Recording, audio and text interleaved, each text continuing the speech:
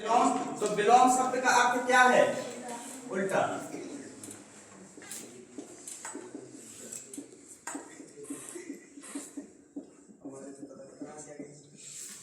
अब इसमें हम जानते हैं कि हमने हमेशा शब्द विलोम को पढ़ा है तो उसके दूसरे रूप में ही जाना है, लेकिन कुछ और इसमें जो प्रमुखताएं होंगी वो भी आपको क्या करेंगे, करा दिए जाएंगे। यहाँ पर आपको विलोम में व्याकरणिक जो प्रॉब्लम होगी वो देखना है। जैसे सबसे पहले आपको देखेंगे कि किस प्रकार से हम विलोम को जोड़ते हैं या लिखते हैं, आगे करते हैं। जैसे आ शब्द लगाकर बहुत से ऐसे विलोम होते हैं जिनमें आ लगा देते हैं और क्या होता है, उसका अर्थ बदल जाता है। जैसे शब्द, तो इसमें क्या कर देते हैं, शब्द का क्या है, अशब्द। आ जो होता है वो अपने आप में क्या अर्थ देता है, ना। क्या देता है, ना, यानी नहीं का अर्थ प्रकट करता है। वो क्या होता है, आप जब भी जुड़ जाते हैं। ऐसे और भी शब्द होते हैं जैसे निश्चय का अनिश्चय, सफलता का असफलता। कुछ और शब्द भी होते हैं जिनमें प्रत्यय या उपसर्ग जुड़कर ही इनमें क्या होते हैं, परिवर्तन होते हैं। मुख्यतः विलोम में उपसर्ग लगकर ही इनमें क्या होता है, परिवर्तन होता है। जैसे जय का क्या होगा, पराजय। अब इसमें जो परा है वो क्या है, उपसर्ग है। क्या है, उपसर्ग। तो हम इसमें देखेंगे आ भी क्या है, उपसर्ग है। ठीक है, आ, अधि, अनु, अपि, नी, बी, निर, निस, दुर, दुस, बहुत सारे क्या होते हैं। हिंदी में जैसे 19 संख्या बताई गई है उपसर्गों की, वो लगकर भी क्या होते हैं, विलोम बनते हैं। तो आपको यही ध्यान देना है कि कुछ शब्द ऐसे आ जाए कि जिनमें क्या हो, कुछ उपसर्ग भी लगे हों, तो वो क्या होंगे, अपने आप में विलोम होंगे। ठीक, अब इसको देखें और देखें, इसमें लिखें, इसमें और लिखें, देखें संज्ञा का। देखो हमेशा ध्यान रखना है, विलोम जब भी होगा वो अपने सजातीय क्रम में होगा। किसमें होगा, सजातीय। सजातीय क्रम का मतलब है कि अगर संज्ञा है, ठीक है, विलोम हमेशा किसमें होता है, सजातीय क्रम में। तब देखें विलोम हमेशा सजातीय क्रम में होते हैं। अगर संज्ञा है तो संज्ञा का विलोम क्या होगा, संज्ञा ही होगा। ठीक है, ये आपको थोड़ा सा आसानी होगी क्योंकि हम बहुत सारे याद नहीं कर सकते। आप पढ़ सकते हैं सभी, लेकिन याद नहीं कर सकते। कुछ याद होंगे जो बचपन से अभी तक पढ़ते आ रहे तो वो तो याद होंगे, लेकिन जो याद नहीं है तो उन्हें समझने में अगर सरलता हो जाए तो और अच्छा। सर्वनाम है अगर, तो उसका क्या होगा, सर्वनाम होगा। विशेषण का हमेशा सजातीय क्या होगा, विशेषण। क्रिया विशेषण का क्रिया विशेषण होगा।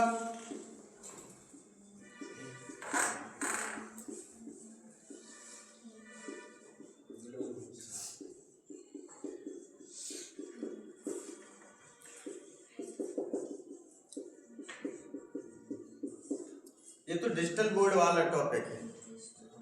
ठीक है, सब कुछ लिख के आ जाओ, एक बार रिवाइज करवा दो, हो जाएगा, है ना।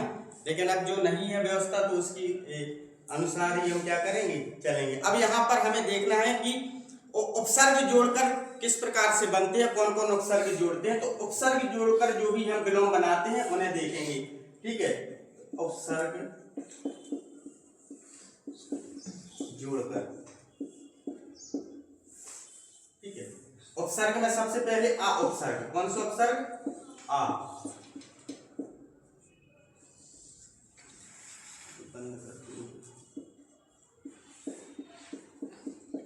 डिस्टर्ब कर रहा है, इससे पूरा वो भी हो रही होगी, वीडियो है ना। आ उपसर्ग लगा के, अब आ उपसर्ग में लिखें जितने भी होंगे इसमें। जैसे अब हम सिर्फ क्या करेंगे, बोलते जाएंगे, आप लोग लिखते जाना उसका। ठीक है, आ लगाकर। यस का क्या होगा, यस नहीं है, सॉरी, यस का तो अपयस होगा अप उपसर्ग में। शब्द, शब्द का क्या लिखेंगे, अशब्द। शब्द का अशब्द, न्याय का अन्याय, हिंसा का अहिंसा।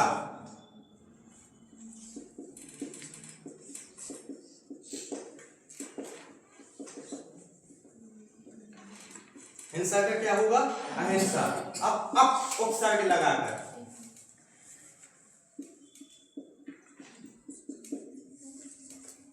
अब उपसर्ग लगाकर, अब उपसर्ग में यस, मान, अपमान, यस का क्या होगा?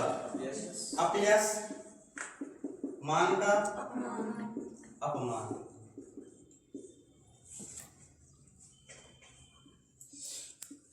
तीसरा लिखें अन्न,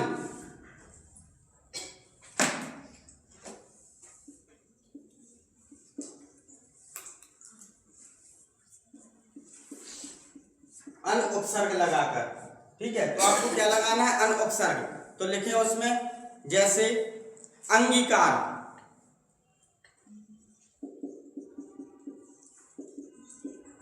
ठीक है, अंगीकार लिखें और इसका बनाएंगे, और उसके बाद लिखें अभेद्य।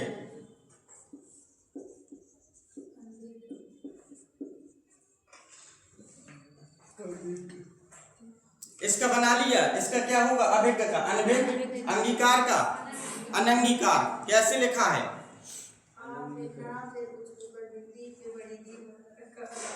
कैसे दिखाओ, देखा कि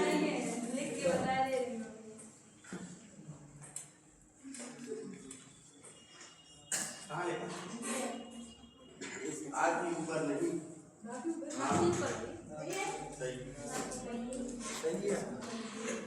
अंग देखो, अनंग, इसलिए यहाँ पे ऐसे लगाएंगे आगे ऊपर, तो फिर वो हो जाएगा, देखो उसमें दिया जाएगा, इसलिए ध्यान रखना।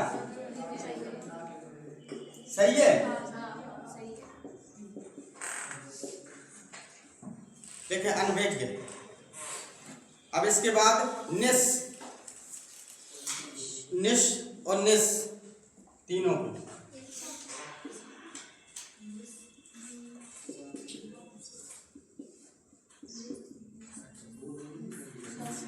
पहले एक छोटी सी इसकी जानकारी कर लें।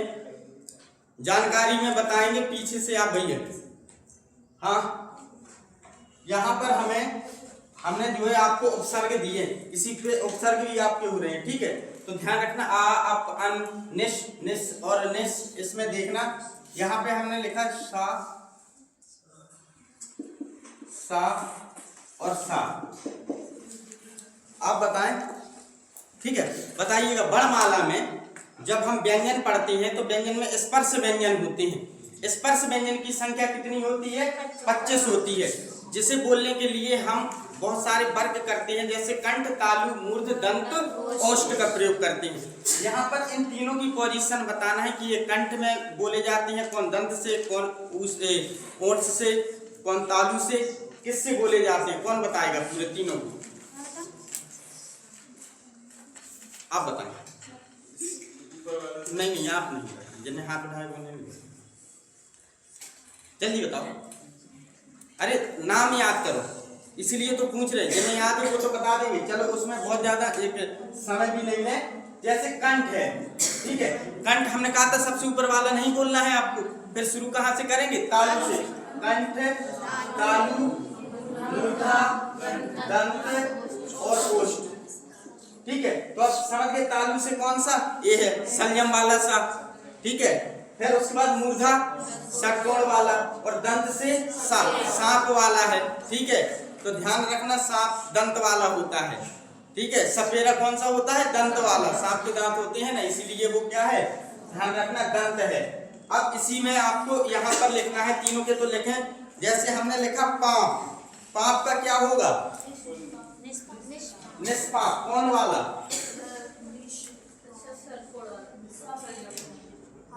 पाप का कैसे लिखेंगे? निष्पाप।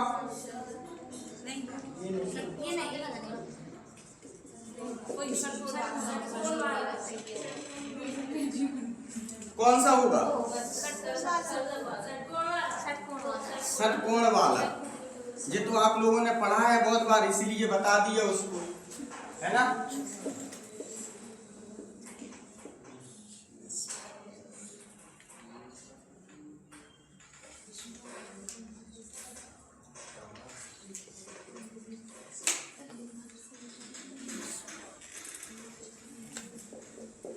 तालु में कौन कौन होते हैं? चा, छा, जा, झा, ञ, टा, था, गा, हा, ना, ता, था, गा, हा, ना। ठीक है, अब यहाँ पर हमने देखे कि इसमें तालु में कौन सा सा है?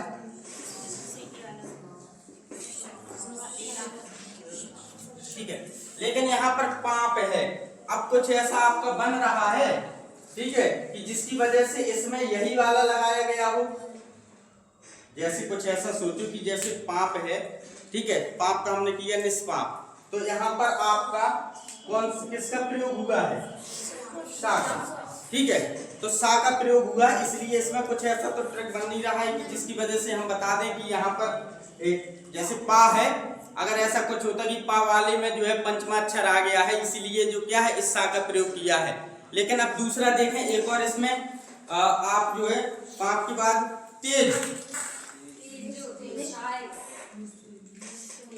तेज, अब इसमें कौन सा लगेगा? ठीक है, अब कहीं ना कहीं से आपको क्लियर होगा, लेकिन यहाँ पर एक ऐसा है जो कि पाप में कि यहाँ पर नहीं कोई ऐसा व्यवधान बन रहा है कि जिसमें आपको बता दिया जाए कि नहीं यही करना, इसलिए इसको याद रखेंगे। ठीक है, हाँ यही एक अपवाद है, इसीलिए देखो ये क्या हो जाएगा?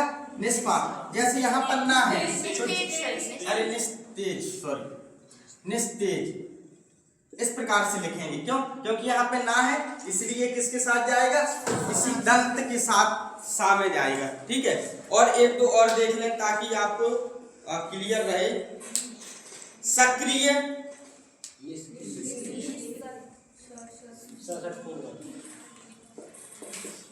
सक्रिय में क्या होगा? तो इसीलिए यहाँ पर हम इसी में जाएंगे नाम में। ठीक है, तो क्या हो जाएगा जी? निष्क्रिय। कैसे लिखेंगे निष्क्रिय? ऐसे, शुद्ध बताओ तो। ऐसे सही है? चलें और देखें अगला, अभी उसमें भी देखते जाना। ठीक है, अब देखें निर उपसर्ग द्वारा, किसके द्वारा? निर। तब यहाँ पर हमने कितने उपसर्ग देखे अभी? उपसर्ग के आधार पर विलोम। देखो विलोम बहुत सिंपल लगते हैं, लेकिन अगर हम कुछ भी चीज पढ़ने जाएंगे ना तो वो उतने ही अपने आप में कठिन होते हैं। अगर इतनी सरल होते, जब विलोम आएगा ना सामने आपकी ऑप्शन में आता है तो तुरंत फिर आप एक बार सोचते हैं। अगर इतनी सरल होता तो आंख बंद करके या फिर आंख खोल के ही वो तुरंत लिख देते, उसका टिक कर देते। वो इतना छोटा छोटा दे देगा। जैसे इसमें हमने एक देखा था संधि विच्छेद, वो संधि विच्छेद हमने अभी परसों के दिन जब शनिवार शुक्रवार की जब क्लास थी उसमें तब पढ़ाया था, शायद सखी आगमन था। ठीक है, यही था ना? साख्या गमन था। ठीक है, अब ये क्या है? इसका क्या था? रुक जाइएगा, अभी जज नहीं करिएगा। ठीक है, गलत लिख रहे हैं फिर सही भी लिखेंगे। ठीक है, तो उसमें था सखी प्लस आगमन। गौर से देखना पड़ेगा आपको। आपने अगर एक बार पढ़ा है, दो बार पढ़ा है तो आप सॉलिड बिल्कुल 100% गलत करके आएंगे। उसके बाद एक और था सखी, छुट्टी वाली तो गलत थी। हाँ, बड़ी वाली सही है, बड़ी वाली ये वाली थी। आप थोड़ा सा बोल के देखा करिए, कभी सखी ऐसे बोले है क्या? सखी ऐसे बोले ना, सखी सहेली, तेज बोले ही होंगे। ठीक है, तो जैसे कभी कभी इसमें बहुत ज्यादा आपने पढ़ा, हम कह रहे पढ़ा, अब इसमें पूछ ले कौन सी संधि है? कौन सी संधि है? कैसे पता चला? उसके पहले आधा अक्षर आ गया, ए भी पहचान आपके लिए सरलतम होगी संधि पहचानने के लिए। क्या बताया था कि अगर या आ या वाह आए, उसके पहले अगर कोई आधा व्यंजन हो, ठीक है, तो वो क्या होगा? ठीक है, यण संधि होगी। या और बा के पहले आधा अक्षर हो तो कौन सी संधि? या। अब इसमें एक थी प्रॉब्लम, यही प्रॉब्लम लग रही थी कि जिसने भी गलत किया होगा तो वो इन दोनों में ही टिक करके आई होंगी अधिकतर। और तीसरा ऑप्शन ना किसी ने जल्दी में गलत कर दिया होगा तो जरूर तीसरा कर दिया होगा, नहीं तो या तो ये वाली सखी की होगी या ये सखी। जिसकी पक्की सखी होगी तो ये वाला, जिसकी कच्ची होगी तो ये वाला। ठीक है, तो ध्यान रखना ये है सखी। इसी प्रकार कहीं कहीं पे आपको ध्यान रखना, ये बहुत ज्यादा पूछा जाता है, अली और अली। ठीक है, एक्चुअली और कहीं देखेंगे तो आली भी रहता है। नहीं, ये जो अली है ये भंवरा है, और ये वाला जो अगर ऐसे अली लिखा है तो ये सखी है, और कहीं कहीं पे आली भी लिखा होगा तो वो भी सखी है। हाँ है तो आली, लेकिन इसको जब आप पढ़ेंगे तो जब थोड़ा सा जोर ला में लगाएंगे ना तो असर यहाँ पे होगा। आली तो आली नहीं बोलेंगे, आली कर देंगे, है कि ला में का है बड़ी की मात्रा है, इसीलिए इसको ध्यान रखना। इसका अर्थ क्या होता है जी, बहुत पूछा जाता है। ठीक है, हाँ, तो ये जो होता है छोटा ई की मात्रा, ये क्या है भंवरा। ठीक है, और बड़ी सखी होती है। अब इसमें यही वाले जैसे आ गया था तो आपके इसीलिए पेपर में अच्छे प्रश्न आ रहे हैं, लेकिन कुछ थोड़ा सा आपको उदाहरण देखने पड़ेंगे। और जो उदाहरण इस प्रकार के हों, ए बेटा, जो उदाहरण आपको कभी भी इस प्रकार के मिले तो ध्यान रखना कम से कम 5 बार लिखना अपने से। जब तक लिखोगे नहीं, पढ़ने बाद से गलत बिल्कुल होगा। जैसे पढ़ लिया और उसी के समांतर वहां पे तो एक ही था ना, जब आपने पढ़ा, ठीक है, तब आपको सिर्फ इस ये नहीं मिलेगा, सिर्फ ये मिलेगा, तब आपके दिमाग में ये ठीक है। लेकिन जब 4 समांतर मिलेंगे तो फिर तो कंफ्यूजन होना ही है। इसीलिए उसको क्या करेंगे, आप कम से कम लिखा करें। हिंदी को जितना आप लिख कर करेंगे उतना ही आसान रहेगी। खास तौर से वर्तनी, शुद्ध वर्तनी और विलोम शब्द को लिखकर करेंगे डबल। क्यों? क्योंकि जब आप वर्तनी भी आपकी अच्छी होगी, पर्यायवाची लिखकर करेंगे तो उसमें भी आपके जैसे जलद तो उसमें क्लियर हो जाएगा। ठीक है, और नहीं तो ऐसे पढ़ेंगे और जब वहां पे जाएंगे तो अनल और अनल आपका उड़ा ले जाएगा, फिर नहीं पता चलेगा कौन हवा है। ठीक है, हाँ, तो इसीलिए मतलब सिर्फ पढ़ना और पढ़ाना भर नहीं है आपका। ठीक है, साथ में आपको अपने क्या करना है, बहुत सारे डाउट भी क्लियर करके रखना है, छोटे छोटे, तब उससे आपकी हिंदी अच्छी मजबूत बनेगी। अब इसके बाद हमने कहा निर उपसर्ग द्वारा। किसके द्वारा? निर।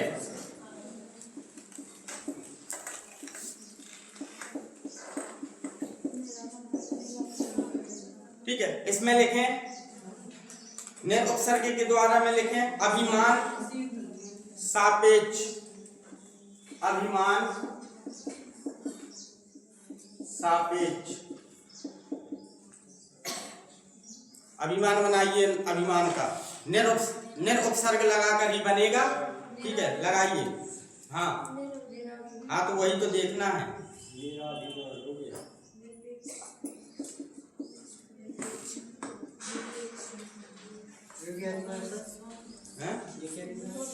सापेक्ष।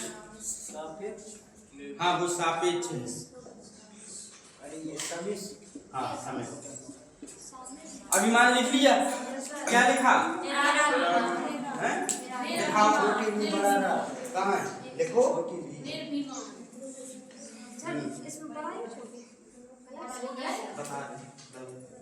लिखो लिखो, उन्हीं भर लिख लिया। हो गया सर? को लगेगा, लेकिन आप बड़ा दूसरा तो दे दीजिए।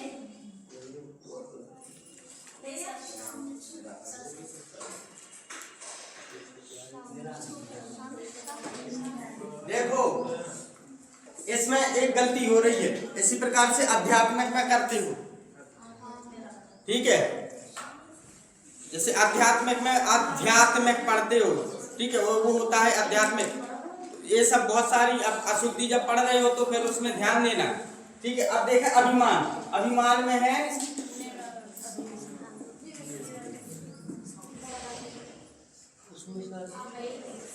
निरा नहीं होगा, निरा नहीं था।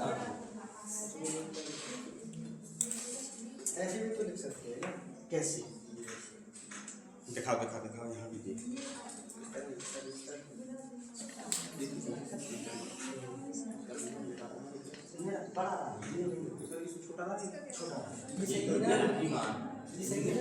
निरा नहीं होता है, निर्भिमान। हाँ वो सही है। या तो फिर रागी रकाल लगा दो, ठीक है। भा में क्या लगा दे? रकाल लगा दे, तब वो सही हो जाएगा। अब इसके बाद सापेक्ष का निरपेक्ष, ठीक है। और सामिक्ष का निरामिक्ष। और क्या था? सलज्ज नहीं, सलज्ज नहीं बोलता, ठीक है। आदर का निरादर। सापेक्ष है निरपेक्ष है सामिक्ष। ये बना क्या? अरे यार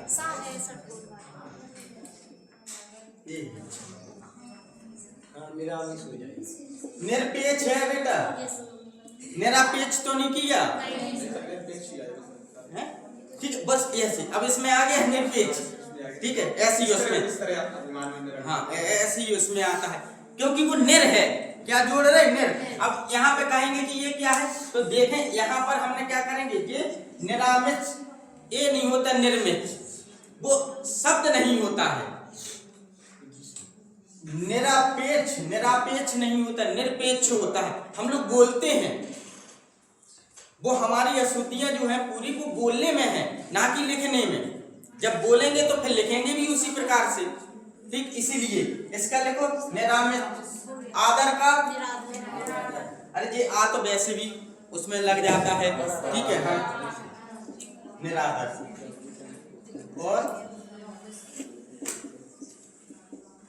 और लिखे दूसरा, बी उपसर्ग लगाकर, बी उपसर्ग लगाकर,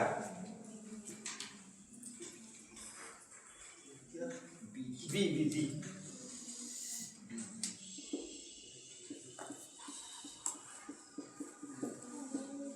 देश, हाँ बस लिखते जाना है, ठीक है। योजन,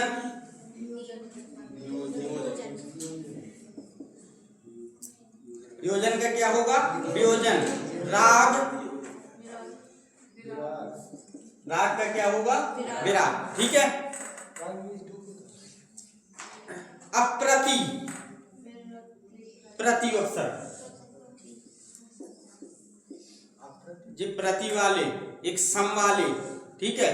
जैसे संग्राम है तो वो जब अलग अलग करते हैं, देखो सब कहीं आते हैं, सम सम लगा रहता है, ठीक है। पहले प्रति वाले करें, फिर उसके बाद उसको करेंगे। प्रति उपसर्ग के द्वारा लिखें आगामी,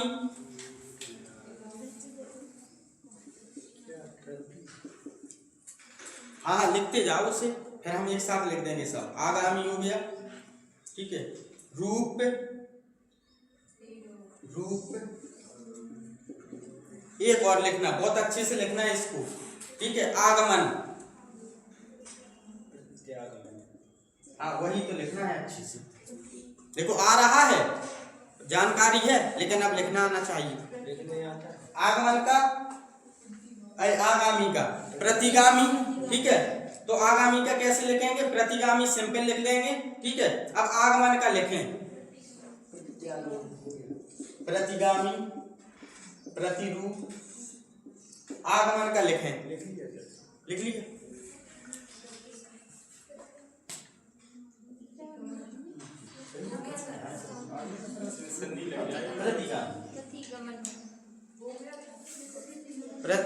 प्रतिगामी, ठीक है। ई के बाद आप, ठीक है।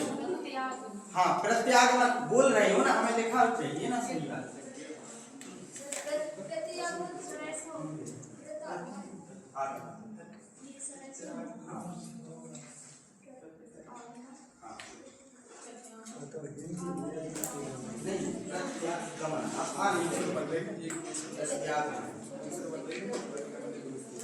हाँ सही, ये क्यों लगा दिया? करो हाँ प्रत्यागमन, ठीक है। क्या होगा? प्रत्यागमन। और लिखें इसका घात, क्या होगा? प्रतिघात। देखें प्रत्या, अब इसमें कह रहे थे कि ये क्या है, तो आगमन नहीं प्रत्यागमन। बेटा यहाँ पर जो कह रहे थे ना छोटा, देखें ये क्या है, जैसे बड़ा आ उसमें आ जाएगा। हम बोल के प्रत्या, जोर कहाँ दे रहे, यहीं पे दे रहे ना, प्रत्या, ठीक है, इसलिए यहाँ पे बड़ा। अगर प्रत्यागमन होता, प्रत्यगमन, तो फिर उसमें क्या हो जाता, बड़ा या हो जाता, लेकिन नहीं, प्रत्यागमन, ठीक है। तो इस प्रकार से ये शुद्ध रूप है इसका, ये विलोम भी है और शुद्ध रूप भी है, ठीक है। मतलब आपका विलोम के माध्यम से पूरा फोकस जो है किसमें है, शुद्ध रूप में, ठीक है। अब इसके बाद देखें, उसका लिख लिया। अब लिखें दुर, दुर उपसर्ग,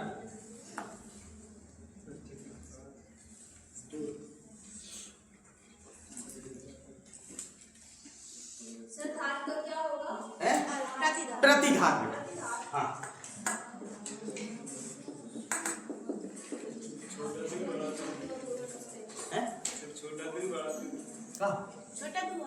छोटा दूर है ना, अरे दूर है, लो दूर शब्द लगाकर लिखें इसमें, सुबोध, सुबोध, सज्जन, हाँ सही है।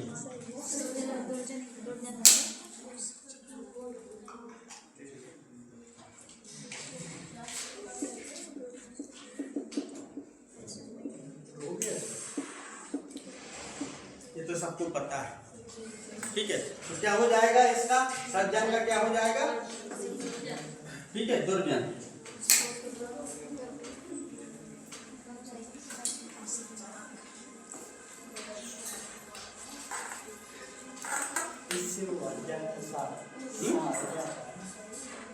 लिखें इसमें, और एक और लिखें, उसमें भी अशुद्धि आपकी वो होगी, लिखें सुव्यवस्थित,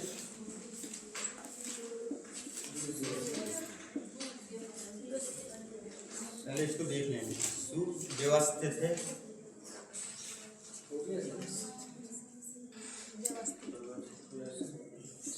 ऐसे है, व्यवस्थित हो जाएगा।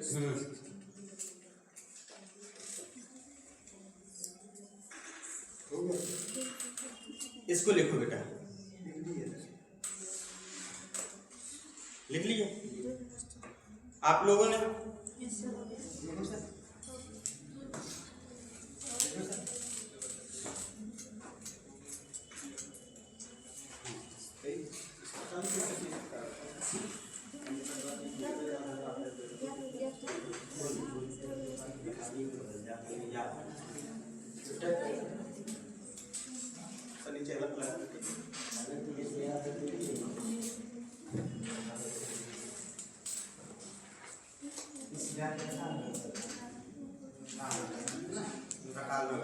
दुर्व्यवस्थित,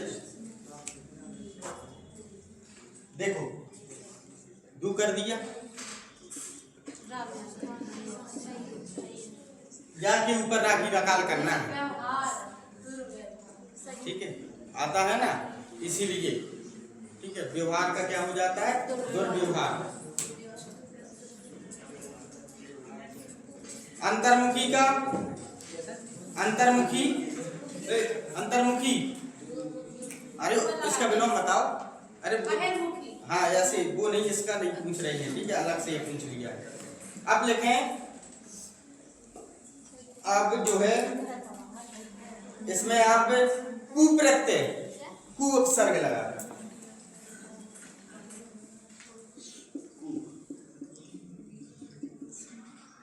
पूत कपूत तो का धन संचय, पूत सपूत तो का धन संचय, बताओ कौन सा अनुप्रास है,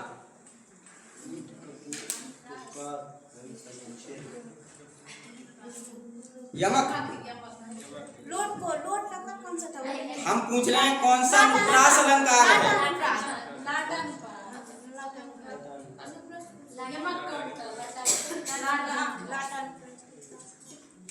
पूत कपूत तो का धन संचय, पूत सपूत तो का धन संचय, ठीक है। यहाँ पर हमने पूछा कौन सा अनुप्रास अलंकार है, ना कि ये पूछा कौन सा अलंकार है, और अगर अलंकार ही पूछते तब कौन सा था, यमक था, यमक कितने लोग कह रहे हैं? हाथ उठाएं।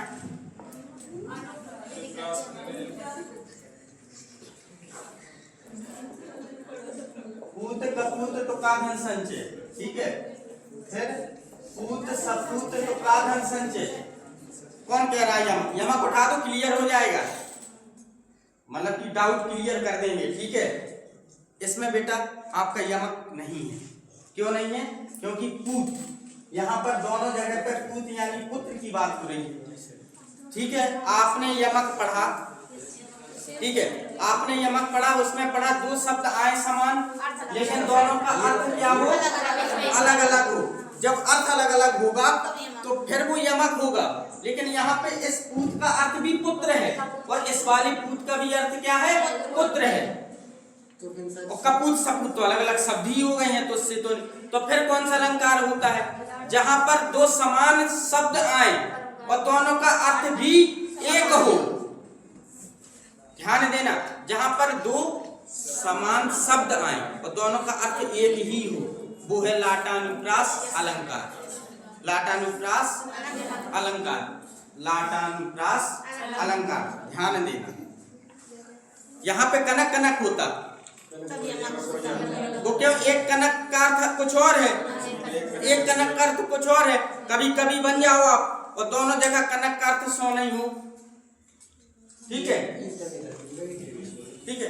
कनक जैसे एक शब्द बनाए अगर, ठीक है, कनक के भाव बढ़ रहे हैं, कनक पहनने में बहुत सुंदर है। यहाँ पे दोनों जगह क्या है? सोना ही है। क्यों? क्योंकि धतूरे के भाव तो बढ़ नहीं रहे और धतूरा पहनने में तो सुंदर है नहीं है, तो इसका मतलब हम सोने की ही बात कर रहे हैं। तो दोनों जगह पे अर्थ क्या हो गए? समान हो गए। ऊपर भी कनक का अर्थ सोना था और नीचे भी कनक का अर्थ क्या था? सोना। इसलिए वो क्या हो जाएगा? लाटानुप्रास। इस अलंकार को यूपीएसआई वाले बच्चे अच्छे से करके जाना, अनुप्रास अलंकार को। उनके पास सब अलंकार भर भर के देने के लिए 3 परीक्षाएं हैं, ठीक है। यमक, श्लेष, रूपक, उपमा देने के लिए और परीक्षाएं हैं। ऐसे ही तो श्लेष में भी कंफ्यूजन होते हैं ना, उदाहरण में। श्लेष में आपने उदाहरण किया, श्लेष में इसलिए कंफ्यूजन होता है, वहां कहते हैं एक शब्द आएगा, एक के कई अर्थ होंगे, 2 शब्द नहीं आएंगे। जैसे, ठीक है, रहीमन पानी राखिए, ठीक है, या सुवर्ण को खोजत फिरत। अब आपको ये काम करना पड़ता है, उसमें देखो एक पहचान हल्की सी होती है। जैसे कभी अगर उनका करेंगे सुवर्ण को खोजत फिरत, कभी व्याभिचारी चोर, या फिर वो वाला करेंगे रहीमन पानी, तो रहीमन पानी राखिए बिन पानी सब सून, पानी गए न उबरे मोती मानस चून। पहली मोती मानस और चून, यहाँ पे यहाँ तो इस प्रकार से डैश कर देंगे, ध्यान देना, तो समझ जाना कि इनके कई अर्थ निकल रहे। अगर नहीं कर रहे हैं तो फिर आप समझना कि यार ये 3 जो शब्द आए हैं, कभी व्याभिचारी चोर, अब ऐसे आ गए, नहीं 3 नहीं 2 ही हो, 5 हो जाए, 4 हो जाए, लेकिन कभी व्याभिचारी और चोर। अब ऐसे भी निकल लेना कि यहाँ पे चा से आया, यहाँ पर भी चा है, ऐसी ढूंढने लगोगी, लास्ट में चा आ जाए तो वही श्लेष अलंकार। नहीं, ऐसा कुछ नहीं है। तो यहाँ पे क्या है? पानी, पानी है, और यहाँ पर क्या है? सुवर्ण, सुवर्ण, सुवर्ण यानी कि सुवर्ण, ठीक है। तो सुवर्ण सबकी दृष्टि में अलग अलग है। जब इस सुवर्ण की बात कवि करेगा तो कवि के लिए ये सुवर्ण है।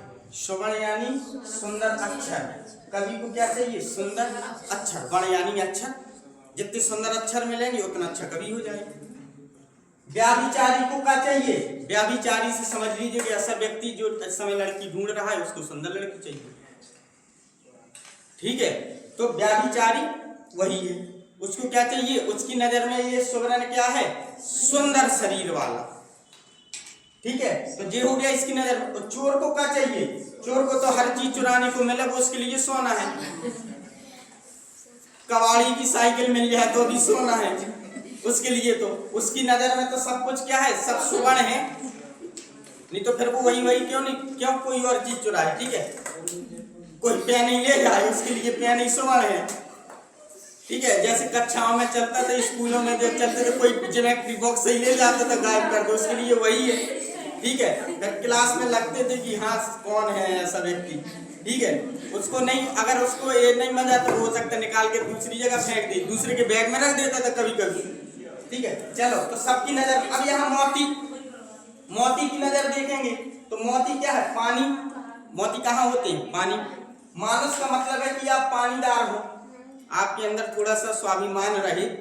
ठीक है, और चून यानी कि आटा वाला पिसान।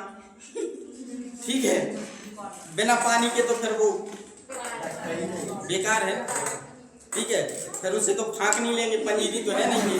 ठीक है, आटा तो तभी, रोटी तो तभी मरेगी जब उसमें जो है पानी डाला जाएगा। तो तीनों के लिए पानी की अपनी क्या है? वैल्यू है। जैसे तो वहां पे कहीं ना कहीं एक शब्द छिपा होगा। अगर आपको कंफ्यूजन है तो आप बिल्कुल क्लियर करके चलें। आप यमक को अच्छे से कर लें, आप अनुप्रास को अच्छे से कर लें, श्लेष को रहने दें।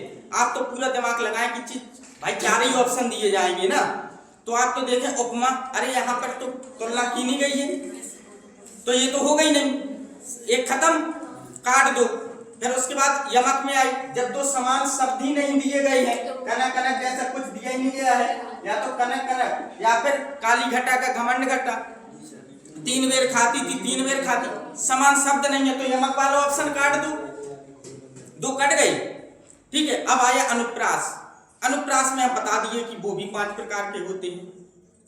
अब ये क्या है? तो फिर आपको यूपीएसआई स्पेशल वालों को आपको जो है अलग से इन 5 के प्रकार को चाहे खुद से पढ़ें चाहे किसी माध्यम से पढ़ें, उनको पढ़कर एक को बार बार पढ़ लें। हर बार अगर अलग वीडियो या अलग तरीके अलग किताब करेंगे तो आपको फिर उतनी ज्यादा कंफ्यूजन होगा और पूरा धड़ाम हो जाएगा। एक पकड़ लें, उसी को जितना समझ में आए समझ लें, वही फाइनल कर लें कि जब भी देखेंगे तो वही देख लिया करें या नोट में लिख लें, जब भी देखें वही देखें, उतने में बहुत हो जाएगा। तो अब यहाँ पर तो फिर इसको छोड़ दे, श्लेष को कंफ्यूज करता है। जब तीनों हो जाएंगे क्लियर तो चौथा श्लेष टिक कर देंगे। ध्यान रखना कि नहीं तो नहीं पूछा। ठीक है, हाँ बस है, तो इतना ध्यान रखेंगे आपका कभी गलत नहीं होगा।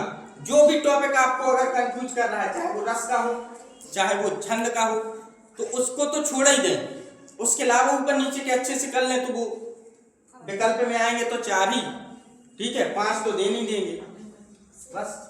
अब देखें, अब इसके बाद लिखें कू में लिखें, इसलिए कू के उसमें काफी बात होगी। सुपात्र,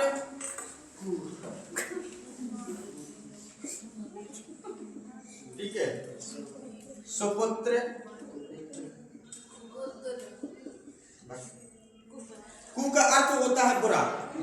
ठीक है, सुपाच कुपात्र, सन्मार्ग कुमार्ग, ये सब क्या होते हैं।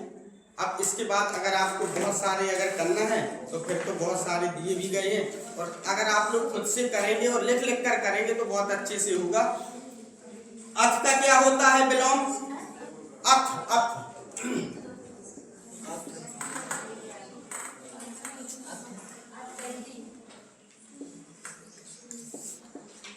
बताओ बेटा। बहुत अच्छी, वेरी गुड। अनुरक्ति, विग्रह का,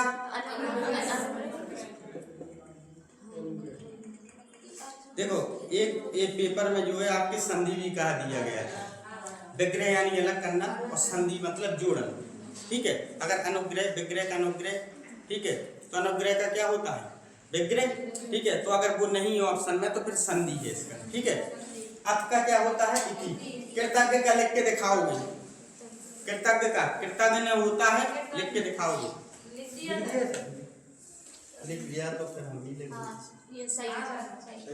ठीक है, इसके बाद अग्रज का अनुज होता है बिनत।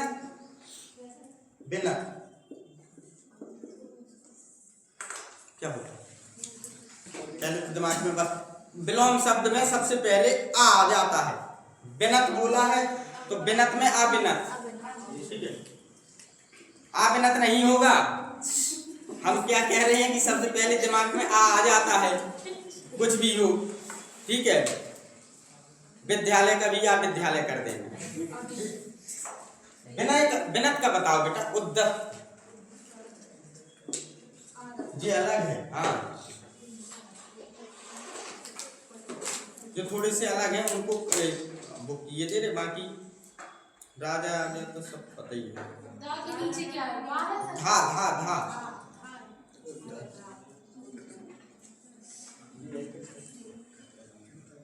आकृष्ट का निकृष्ट, अनुग्रह का दंड भी होता है। अनुग्रह का क्या होता है? दंड भी होता है। समास का व्यास। बहुत अच्छे। समास का क्या है? व्यास। पढ़ी हो बेटा अच्छे से सब।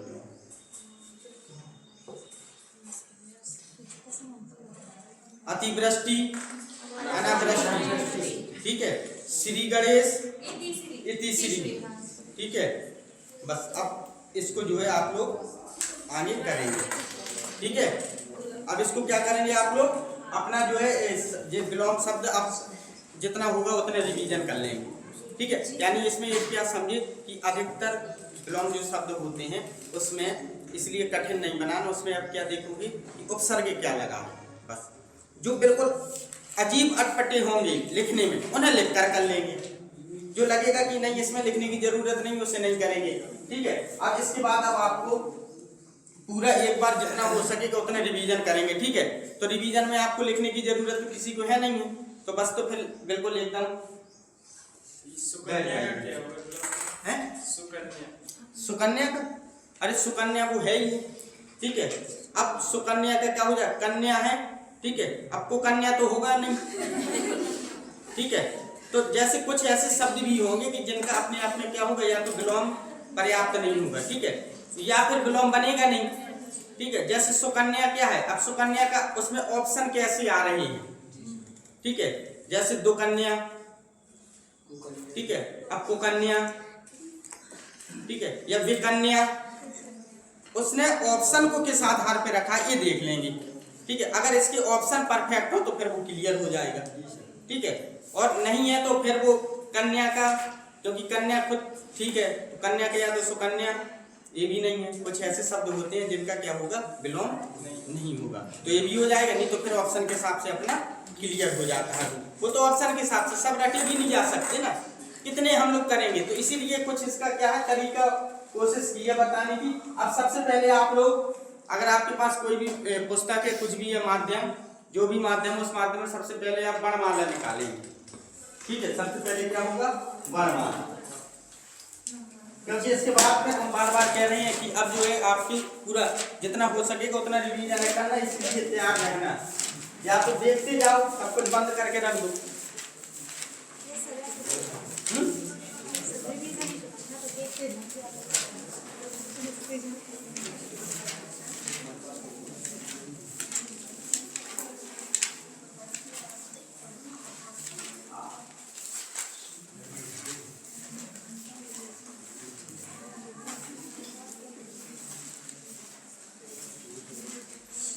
वर्णमाला, वर्णों के व्यवस्थित समूह को क्या कहते हैं? वर्णमाला कहते हैं। वर्ण अपने आप में क्या होता है,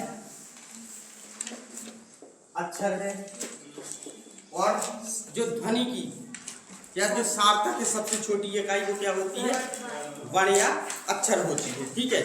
जो हम लिखते हैं, जो बोलते हैं वो क्या हो गई हमारी ध्वनि हो गई, और जो लिखते हैं वो क्या हो गया हमारे अक्षर या वर्ण, ठीक है।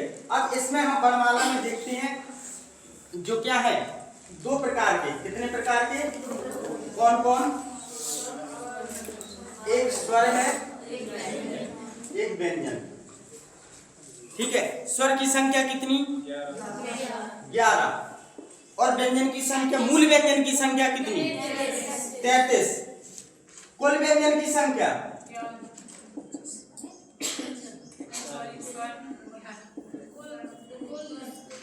कुल व्यंजन, अब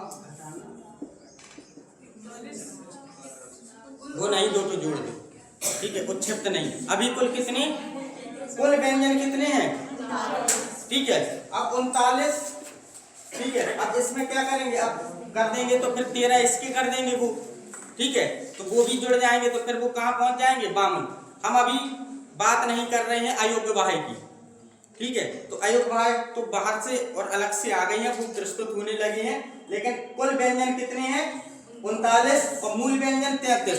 अब मूल व्यंजन में कौन कौन की बात होगी? स्पर्श व्यंजन। कितने हैं स्पर्श व्यंजन? सॉरी कितने हैं? 25। अंतस्थ कौन कौन? बोलते ही जाओ, जिसको पता है वो बोलते जाना। या रा ला वा। ठीक है। ऊस में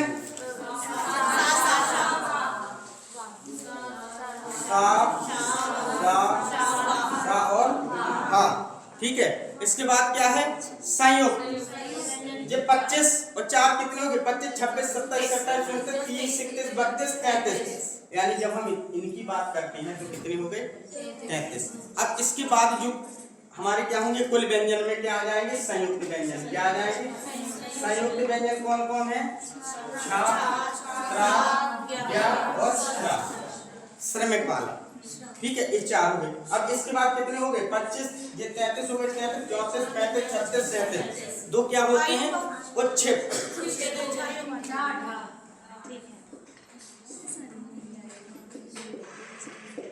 बिंदी रख देना उनके नीचे। हो गए? ठीक है। क्लियर है? अब इसके बाद स्वर। स्वर कितने प्रकार के? 3 प्रकार। वैसे 2 ही प्रकार के हैं। हाँ। एक विशिष्ट व्यंजन भी तो बताया गया।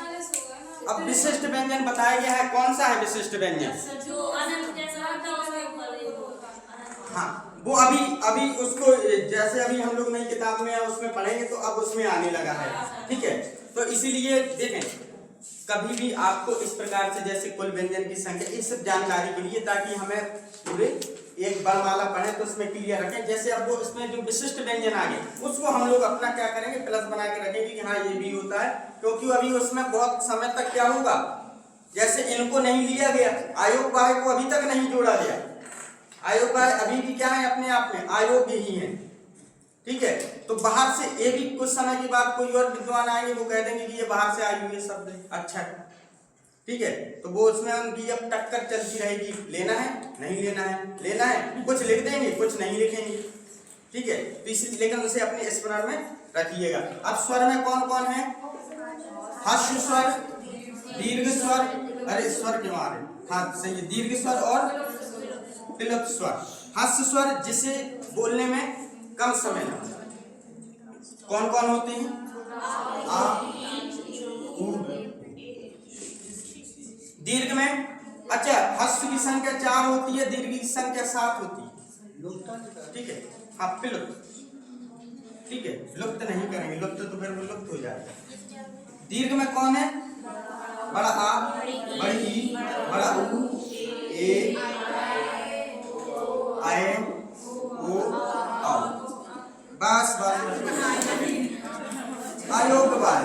फिर क्या है बेटा? अयोग्य बाह्य। अयोग्य बाह्य में कौन कौन है? अंग, आहा। इसमें भी 2 प्रकार की है बेटा, एक है अनुस्वार और एक है अनुनासिक। तो अनुस्वार कौन कौन है? अनुस्वार ये अंग है। ठीक है। और यहाँ पर जो ये आपके जो बिंदी होगी, ठीक है, इसको क्या कहते हैं? शिरोमणि रेखा कहते हैं। ठीक है। ये जो उसके ऊपर क्या हो? बिंदी रखी जाती है। अब इसके बाद क्या है? कि अनुनासिक। इन दोनों में क्या है? डेफिनेशन कैसे होगी इसकी? बताओ बेटा। देखो, हाँ, जो सिर्फ नाक से बोले जाए वो क्या है? अनुस्वार। जो मुंह और नाक दोनों से हवा निकले तो क्या है? अनुनासिक। और अयोग्य बाह्य और अंगहा, ये क्या होता है? विसर्ग। क्या है वो? विसर्ग है। आहा। ठीक है। इसलिए क्या होगा? वो विसर्ग। ठीक है। तो यहाँ पे अनुस्वार कौन है? अंग।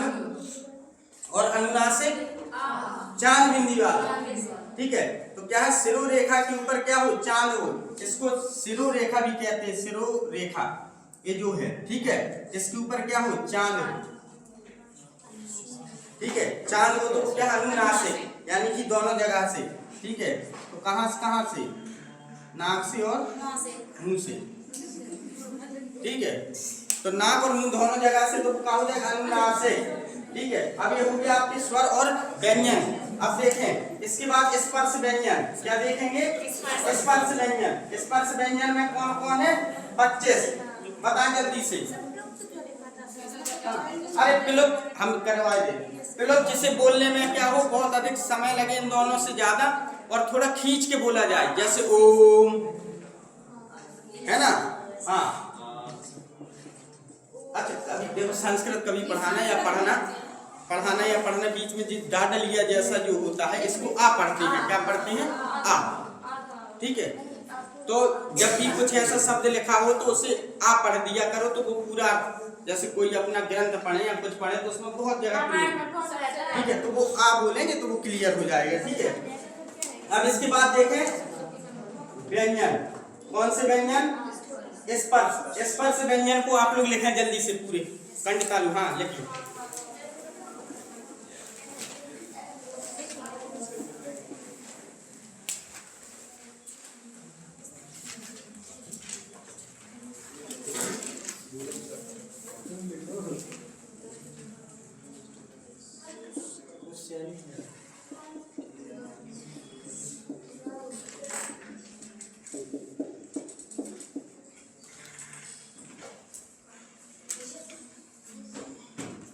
इसमें बताएं बेटा कंठ कौन कौन है, आप बताएं।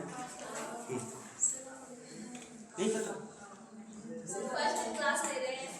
अच्छा, पढ़ने तो आती नहीं। नहीं मतलब टेस्ट में दिया था। अच्छा, अभी कोई फॉर्म डालेंगे? कौन सा?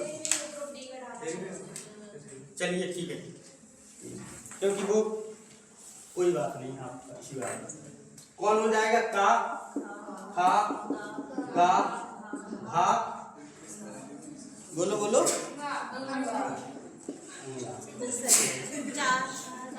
नहीं बोलो, अब तो बोल रही।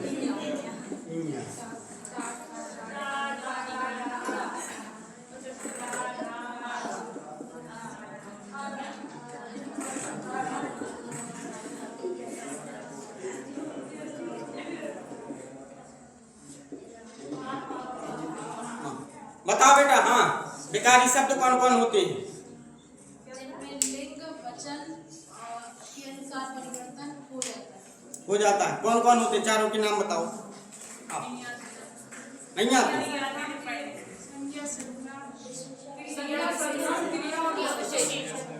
विकारी कौन कौन होते हैं? हमने नहीं पढ़ा है। क्या पढ़ा? अरे हम ही पढ़ाएंगे जब ही पढ़ो, अपने से तो पढ़ा होगा। पढ़िए कभी संज्ञा है?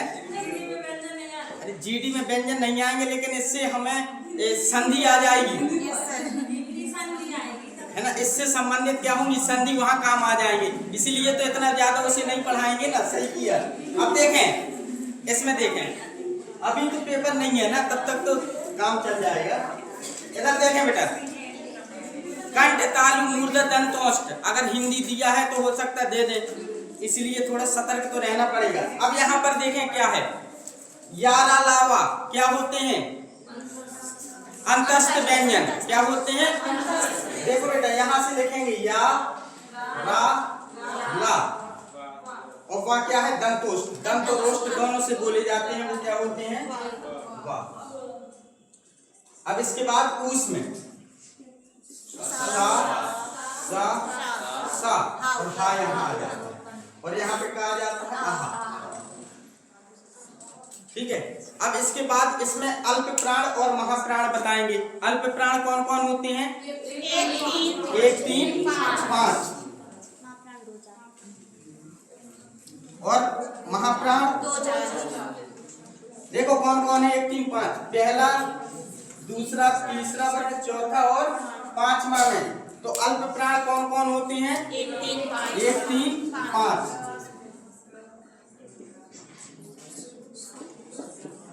1, 3 और 5, यानी पहला, तीसरा और पांचवा जो वर्ग होगा ये क्या होगा? अल्प प्राण। महाप्राण कौन कौन है? 2 और 4। अब इसके बाद है घोष। कौन कौन होते हैं?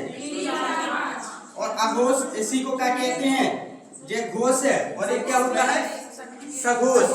ठीक है, तो सघोष कौन कौन होते हैं?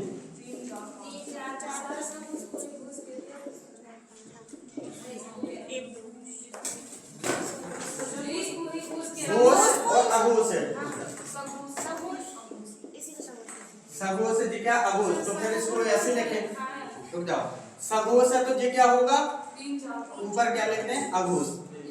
अघोष क्या होता है, पहला और सघोष क्या होता है, तीसरा, चौथा और पांचवा। ठीक है, अब इसमें आपको विव्रत, समव्रत, अर्धविव्रत और अर्धसमव्रत, ठीक है, तो कौन कौन होते हैं इसमें बताएं।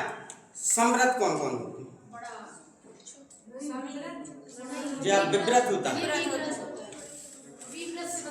ठीक है ठीक है बताओ, विव्रत क्या होता है, बड़ा, अर्धविव्रत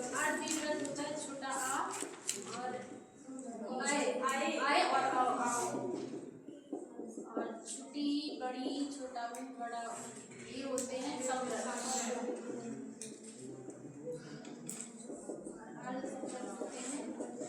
अब जो बचे हैं वो कर दो, ठीक है। तो ध्यान रखना एक चीज और बतानी थी, ये जो छोटा ये बड़ी छोटा बड़ा हुए, देखो इसकी स्टार्टिंग किससे होती है, यण संधि से, यण संधि की शुरुआत होती है, ठीक है। और अय और औ किसमें बदलता है, वृद्धि संधि, किसमें, वृद्धि। सीधे प्रश्न पूछा गया है, मिलेगा ना मिलेगा कि वृद्धि संधि में किस प्रकार के जो जो यहाँ पे स्वर हैं, विव्रत, समव्रत, ठीक है, किसका प्रयोग होता है, चारों लिखे थे, कहाँ पे पाए जाते हैं, वृद्धि संधि किसमें पाई जाती है, तो वृद्धि संधि किसमें है, ए और औ, इसी में आती है। लिखा मिलेगा, अच्छी किताब होगी तो वहां पर इसके आगे क्या लिखा होगा, इस प्रकार से, ये किसमें होता है, वृद्धि। ठीक, उसके बाद समव्रत के बाद क्या है, अर्धसमव्रत, क्या है, कौन कौन होते हैं,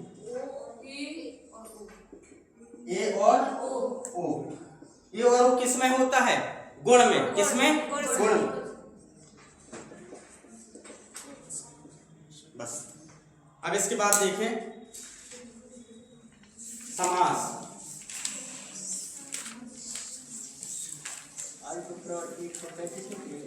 हैं? 135 नहीं, पहला तीसरा 5 में एक ट्रैक है यार, पहला पर अब वो ऐसे लिखा है जो उसमें कॉमा लगा, ठीक।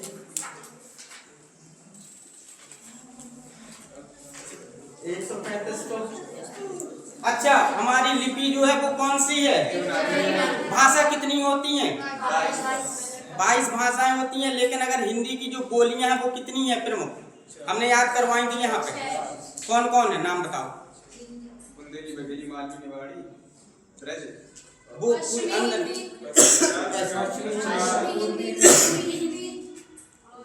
बिहारी, राजस्थानी, वो अब उनके अंदर आ जाएंगे। पश्चिमी हिंदी हो गई, हिंदी की प्रमुख बोलियां हैं कौन कौन थी, पश्चिमी हिंदी। अब इसके अंदर था वो सब, ठीक है, और कौन है, पूर्वी हिंदी, बिहारी हिंदी, मगधी वगैरह इसी में आ जाती हैं सब, ठीक है।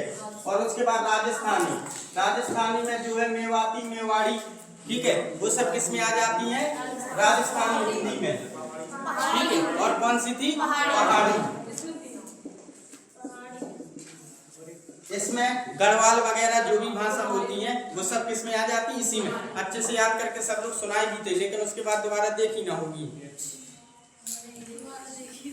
देखी दोबारा भी देख आए थे क्योंकि अगले दिन क्लास थी, दोबारा नहीं देखी, ठीक है। तो पश्चिमी हिंदी, पूर्वी हिंदी, ध्यान रखना ये देवनागरी जो लिपि, ठीक है, टेस्ट में आई नहीं, बन गई थी,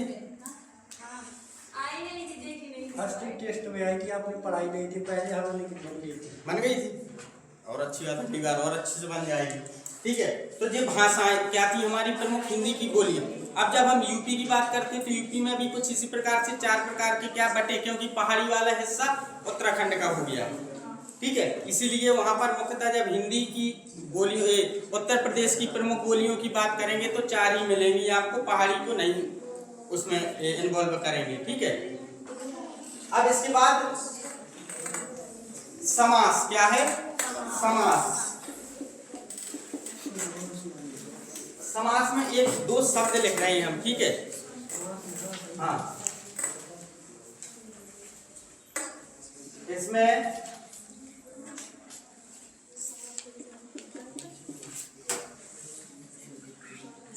क्या लिखते हैं इसमें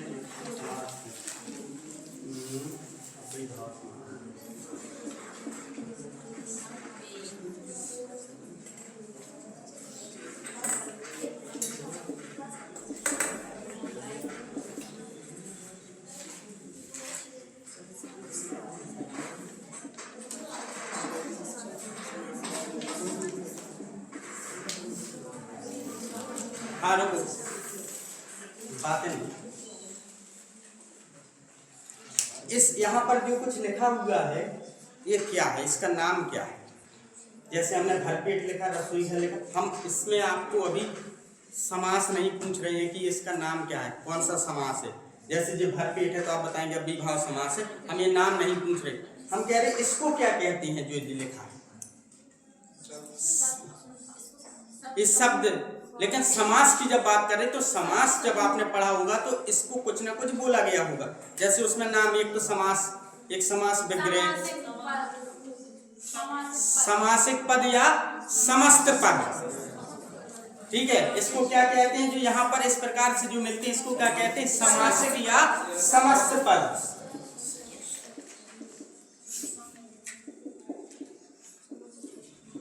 ठीक है, जब विकल्प में आ जाए तब तो कर ही देंगे, लेकिन ध्यान रहे कि ठीक है इसको क्या कहते हैं हम, समस्त पद या सामासिक या समस्त पद कहते हैं। अब समास की बात हुई तो जब अलग अलग कर देंगे तो वो विग्रह हो जाएगा, और सब इन्हीं सबको मिला देंगे तो वो फिर क्या होगा, समास का सीधे मतलब होता है संक्षिप्त, छोटा रूप करना।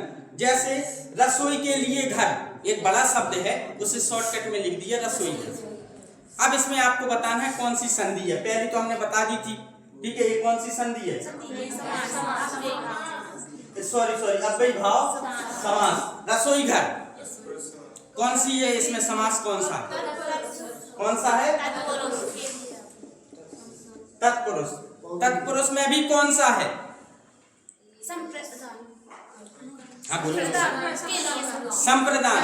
संप्रदान का के लिए, का के लिए आ जाए ना तो रसोई घर क्या हो गया, रसोई के लिए घर, ठीक है। अब ये दशानन कौन सा,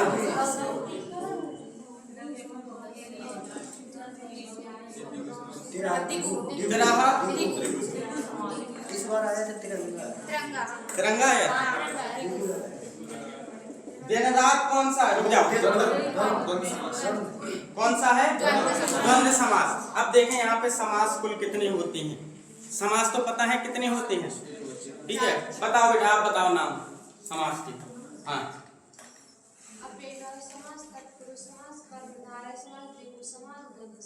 और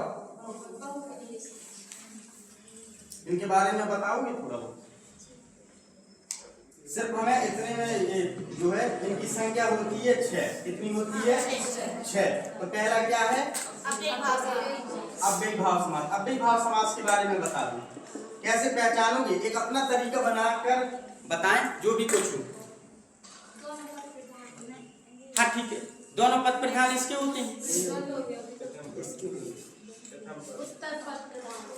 जिसका क्या हो, जिसका उत्तर पद प्रधान हो। अब इसमें आएगा उत्तर पद और पूर्व पद, ठीक है। तो उत्तर पद और पूर्व पद आएगा, दो नाम आएंगे बार बार जब भी पढ़ोगे किताब में, ठीक है। तो उत्तर पद क्या होता है, ये वाला, इसको क्या बोलते हैं, उत्तर पद, सॉरी इसको क्या बोलते हैं, पूर्व पद। वो गलत ही बता दिया ना परिभाषा, ठीक है। जिसका क्या होता है, पूर्व पद प्रधान होता है, और घर क्या है ये, उत्तर पद। पूर्व यानी पहले वाला, उत्तर यानी पीछे वाला यानी बाद वाला, ठीक है। उत्तर हम पहले प्रश्न होता है फिर उसके बाद ही उत्तर होता है, इसलिए बाद वाला क्या होता है, उत्तर। रसोई घर में क्या होता है, जिसका पूर्व पद प्रधान हो, क्या हो, पूर्व पद प्रधान। एक और निशान, अरे उत्तर पद क्यों हो जाएगा इसका, कौन सा पद प्रधान होता है,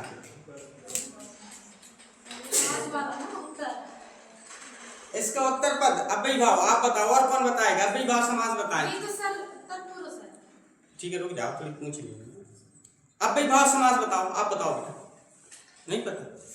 पूरे समास पढ़े हैं तब भी नहीं पता। तो जैसे भर पेट है तो पेट है ना, तो पेट भरा तो भर पहले आया ना, तो भर भर तो उपसर्ग हो गया, भर लग गया। बताओ।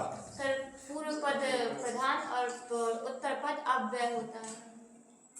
उत्तर पद क्या होता है? अव्यय। अव्यय। और बताओ। कुछ नहीं परिभाषाएं आ रही। पूर्व पद उपसर्ग होता है और उत्तर पद प्रधान होता है। जो पूर्व पद होता है इसका वो क्या होता है? उपसर्ग होता है। क्या होता है?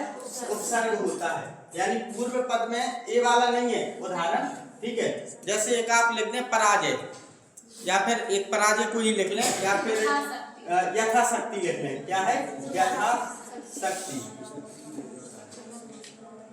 इसका अर्थ है शक्ति के अनुसार, है ना? शक्ति के अनुसार, यथाशक्ति। यथा मतलब अनुसार होता है, ठीक है। तो यहाँ पर क्या होगा? ये पूर्व पद है। यथा क्या है? उपसर्ग है। यथा क्या होता है? उपसर्ग। पीछे वाला क्या है? उत्तर पद है। तो आपका जो होगा अव्ययी भाव समास में कौन सा पद प्रधान होता है? उत्तर पद प्रधान होता है। ध्यान रखना, उत्तर पद है कह रही हूँ, ठीक है। अरे रुक तो जाओ, उत्तर पद क्या है कह रही हूँ। अब इसके बाद रुक जाओ, इसमें क्या कहा है? उत्तर पद। यहाँ पे लिखे रहने देना, ठीक है। अब इसके बाद देखें, इसके बाद कौन सा है? कर्मधारय समास। कौन है? तत्पुरुष लिखें पहले। क्या है? अब तत्पुरुष समास बताओ बेटा। इसमें उत्तर पद होता है। इसमें उत्तर पद होता है। इसमें क्या है? उत्तर पद प्रधान है, ठीक है। कर्मधारय समास सब ऐसे ही कर देना, सब मिला के। कर्मधारय समास। अब रुक जाओ, इसमें पूर्व पद होगा तत्पुरुष और कर्मधारय। तत्पुरुष और कर्मधारय में अव्ययी भाव। पहले पूरे समास सुन लें। समास 4 प्रकार के होते हैं। कितने प्रकार के? 4, ठीक है। अभी तक 6 पढ़ रहे थे, लेकिन अब क्या हो गए? 4। बताओ बेटा कौन कौन होते हैं 4? हम अभी 4 नाम तो और लेके दे रहे हैं। हमने 6 गिनती लिखे हैं, 4 बताओ ना।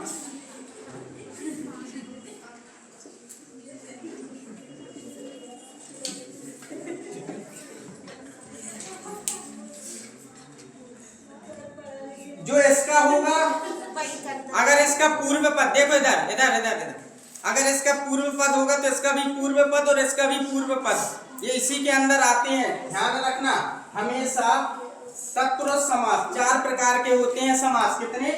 4। कौन कौन? एक तो अव्ययीय, ठीक है, और दूसरा है तत्पुरुष, और तीसरा है द्वंद्व, और चौथा क्या है? बहुब्रीहि। इस तत्पुरुष के बहुत और भी 9 तत्पुरुष है, ठीक है। तो इसके अंतर्गत 4 प्रकार के होते हैं, जिसमें 2 प्रमुख पढ़ाए जाते हैं। वो कौन कौन? एक है कर्मधारय और एक कौन है? अब जो इसका होगा, जो इसकी क्वालिटी होगी वो इन दोनों की भी होगी ना। जो इसके गुणसूत्र होंगे वही तो होंगे इन दोनों की, ठीक। तो अब बताओ बेटा, हाँ, अव्ययी भाव का क्या होता है? अव्ययी भाव यानी बिल्कुल स्टार्टिंग है, इसीलिए इसका क्या होता है? पहला पद प्रधान होता है। पूर्व पद क्या होता है बेटा? इसका प्रधान होता है। फिर इसके बाद जो 3 है, इसका क्या होता है? उत्तर पद। इसका भी क्या है? अरे तिराहा लिखा, 3 राहों वाला, ठीक है। राहा तो ठीक है, अगर यहाँ पर चौराहा और तिराहा लिखा तो बताना किसकी बात हो रही है। जैसे ये लिखा हमने तिराहा और यहाँ पे लिखा चौराहा, ये तो राह है। राह यानी रास्ता। अगर तुमने ती लगा दिया तो 3 रास्ता, 3 राह वाला, और चौ लगा दिया तो 4 राह वाला। यानी यही जो होगा भाई, राह तो अपने आप में विशिष्टता बता रही ना। तो उत्तर पद क्या होगा? इसका प्रधान है। उत्तर पद की ही तो, रास्ता की ही तो विशेषता बताई जा रही है। अब रसोई घर, अरे अब स्नान घर लिख देता कोई, घर तो घर है, तो स्नान के लिए घर तो स्नान घर, और रसोई के लिए घर तो रसोई घर। घर तो प्रधान है ना, यानी पीछे का पद जो होता है वो क्या होता है? उत्तर पद। तो इन तीनों में ध्यान रखना, कौन सा पद होता है प्रधान? उत्तर पद। उत्तर पद क्या होता है? प्रधान होता है। और द्वंद्व में दोनों पद क्या होते हैं?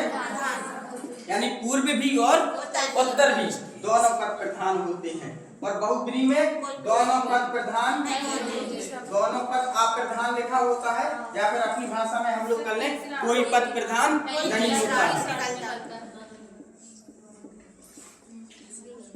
कोई पद प्रधान नहीं होता है। अब रुक जाओ, अब ठीक है, अब इसको अच्छे से पढ़ना है। इसलिए तो कह रहे थे कि देखो जितने बार अच्छा होता है कि कम से कम और क्लास में, अब इसको वो कर लो, ठीक है। और क्लास में तो अपना क्या होता है कि आगे पीछे कर लेते हो, लेकिन कम से कम इसमें तो आ जाते हो।